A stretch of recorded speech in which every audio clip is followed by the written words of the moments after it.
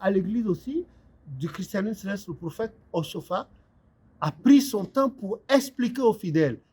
Bon, maintenant, après son départ physique de la terre, bon, il y a eu des dérives. Moi, je ne les condamne pas, mais je rappelle aux uns aux autres que ce n'est pas ça. Voilà ce que le prophète a dit, l'Éternel a dit au prophète sur une injonction spirituelle qu'on applique, et j'aimerais bien que nous tous nous revenions à ça, parce que lui, il a reçu l'autorisation spéciale de fonder cette église du christianisme céleste. Il a fait, et pendant 38 ans, il a porté sur lui la charge.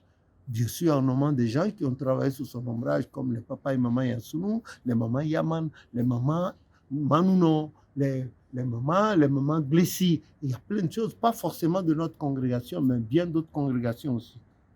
Que le nom de l'Éternel soit dit. Amen. Voilà. Après, quand on parle de la Vierge Marie, certains pourront se dire que c'est que les femmes qui sont concernées, mais encore les hommes aussi. Qu'est-ce que les hommes peuvent tirer de la Vierge Marie aussi? Oh, une bonne mère.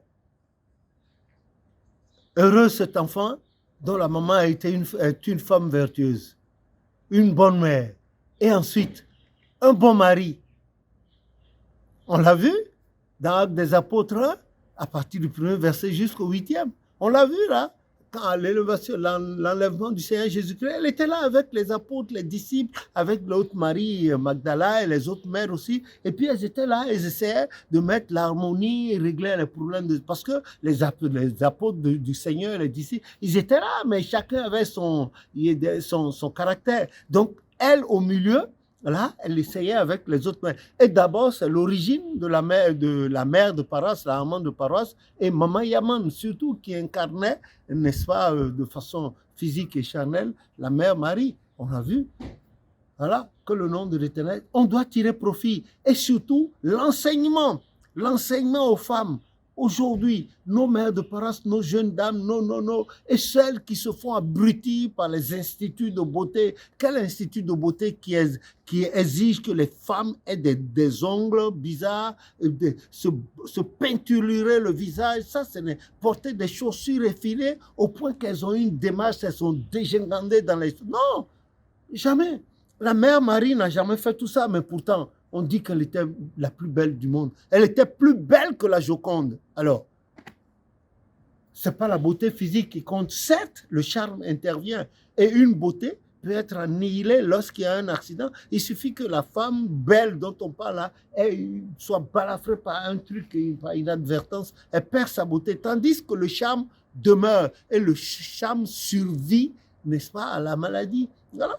Elle était charmante, très gracieuse, etc., etc. On préfère mieux des femmes que ça, que les femmes soient simples, qu'elles soient simples dans leur cœur, elles seront libres et les mariages ne vont plus voler en éclats. Elles vont rester là simples. Vous savez, la femme, c'est une créature d'amour et elle est plus puissante. Une femme est plus puissante que les armes nucléaires dont on a affaire, surtout le sexe d'une femme. Elle épuise l'homme. Si elle n'aime pas l'homme, elle va l'épuiser. Quand l'homme sera complètement épuisé, elle peut se jeter là-dessus. Comme un serpent qui a mordu, qui a piqué, qui a mordu une souris. La souris se débat, elle se débat et puis jusqu'à elle meurt. Le serpent se jette là-dessus et l'avale. Voilà. Il faut faire très attention aux femmes. Il faut pas. Si c'est pour les aventures, si c'est une femme avec laquelle on peut faire d'aventures, elle a un caractère de femme aventurière, d'accord. Mais une femme honnête, qui, elle, le jour, elle se met nue pour un homme, c'est que ça doit finir par un mariage. Tu abuses d'elle et après tu lui dis non, je croyais t'aimer, j'ai rencontré. Mais elle va te faire du mal.